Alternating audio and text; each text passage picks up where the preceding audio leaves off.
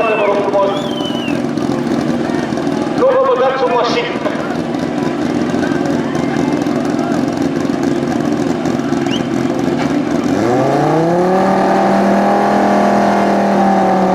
Hai să vedem.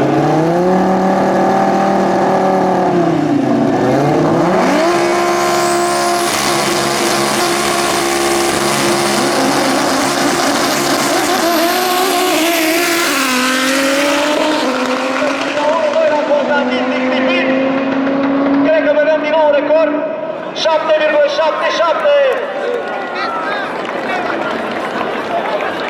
297 de km/h viteză de ieșire